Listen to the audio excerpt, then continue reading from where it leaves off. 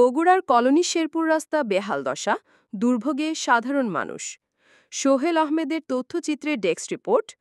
বগুড়ার কলোনি শেরপুর রাস্তা শিক্ষা অফিস থেকে শুরু করে ডাল রাস্তা ফুলতলা পর্যন্ত প্রায় পুরো রাস্তা জুড়ে এখন বেহাল দশা বিরাজ করছে। দীর্ঘদিন ধরে সংস্কার না হওয়ায় রাস্তার বিভিন্ন স্থানে বড় বড় গর্ত সৃষ্টি হয়েছে।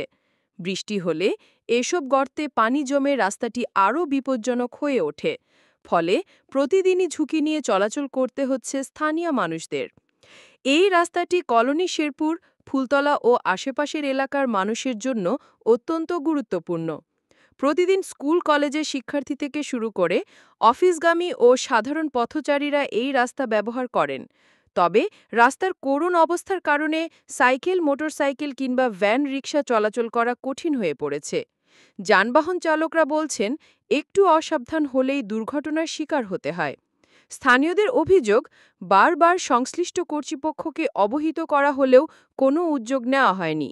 দীর্ঘদিন সংস্কারবিহীন থাকায় রাস্তার ধুলাবালি ও কাদা জলে চরম ভোগান্তি পোহাতে হচ্ছে।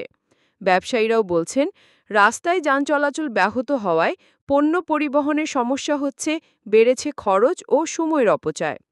এলাকাবাসীর দাবি, অবিলম্বে রাস্তাটি সংস্কার ও মেরামতের ব্যবস্থা না নিলে দুর্ভোগ আরও বাড়বে। তারা সরকারের সংশ্লিষ্ট দপ্তরের দৃষ্টি আকর্ষণ করেছেন। চলন বিলের সময় সোমের প্রতিচ্ছবি।